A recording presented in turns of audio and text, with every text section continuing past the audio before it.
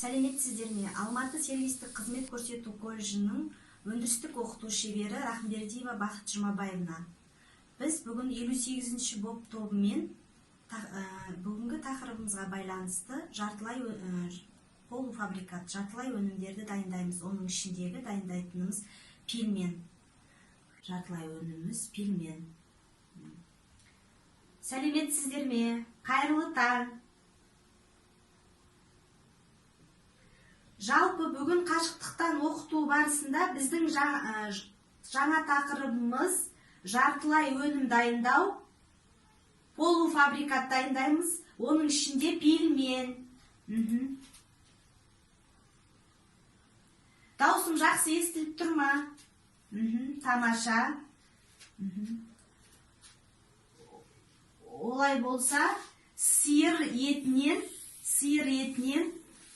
жартылай өнім дайындаймыз. Мен жалпы дайындайтын өнімді барлығын дайындадым. Қазір сіздерге тікелей эфирде қалай дайындалу керек екенін көрсететін боламын. Технологиялық картасы, технологиялық сызбасы білім KZ-те тапсырма деген папкада сіздерге қажет материалдың барлығы салынған. Мүмкіндіктеріңіз болса, сағат өз беттеріңізше менімен бірге үйде қашықтықтан отырып, сол жартылай өнімді пилменді дайындаймыз бүгін. Тақырыпты жазыңыздар. Технологиялық картаны барлығын жазып қарап шығамыз. Сұрақтарыңыз бар ма? Жарайды, тамаша,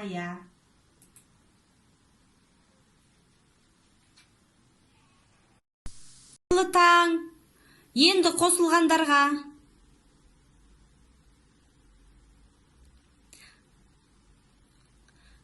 Тақырыпқа байланысты білім KZ-ге күнделікті кіріп тапсырманы жіберіп отырамыз.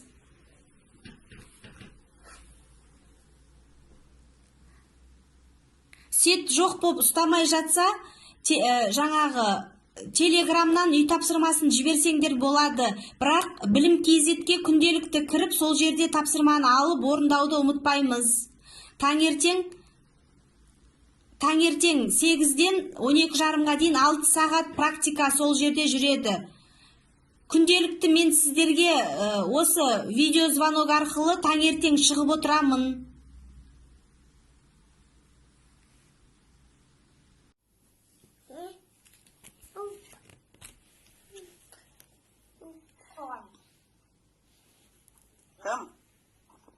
Тақырыпқа байланысты жаңағы полуфабрикат пилменді мен видеоға түсіріп, сол үй тапсырмасы деген жерге салдым. Сол жерден қарасаңыздар болады. Бізге пилменді дайындау үшін алдын ала қажетті өнімдер. Сиырдың тартылған еті, яғни фарш, пияз, жұмыртқа, бұрыш, тұз және ұн қажет болады. Бірінші біз пилменнің ішіне салатын салмамызды дайындап алсақ, оған яғни бізге қажет пияз және фаршымызбен бұрыш және тұз араластырып дайындап аламыз. Яғни пиязды майдалап турау керек, немесе мен блендерден өткізейін деп тұрмын. Себебі біздің пилменіміз бұлқылдап әдемі болып түсу үшін мен тұзды, пиязды блендерден өткізіп жатырмын.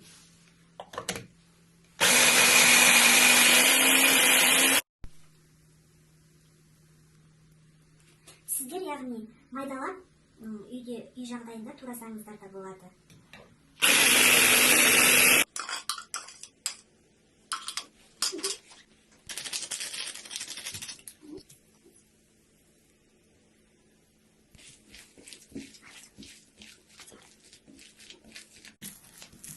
Жақсылап салмамызды араластырамыз. Кішкене тоңазытқышқа салып қоя тұрамыз, себебі бұрышымыз бен тұзымыз сіңу үшін кішкене қоя тұрамыз.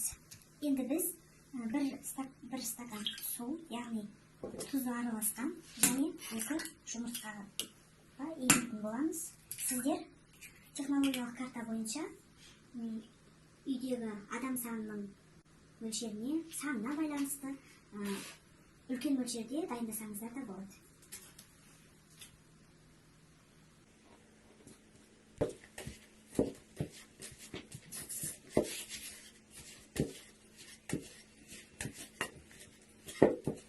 Дайын болған қамырымызды аздап тұндырамыз және тұнып болғаннан кейін тағы да бірелеп сосын жаямыз.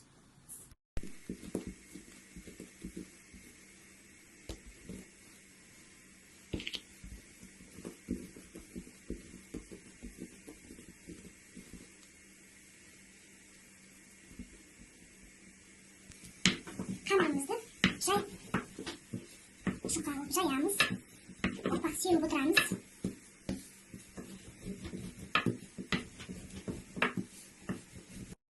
Қамырымызды формаға бөліп аламыз.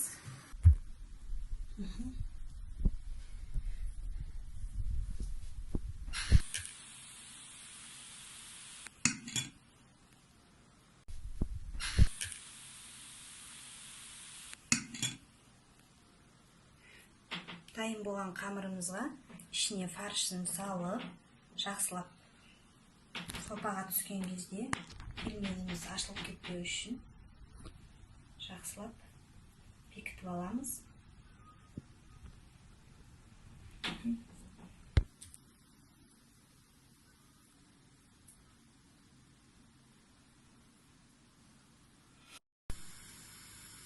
Жартылай өнімімізді түйіп дайындадық. Яғни енді мен мұны мұздатқышқа саламын. Кез келген уақытта пісіріп, яғни қайнатып жеуге болады. Жартылай өніміміз дайын.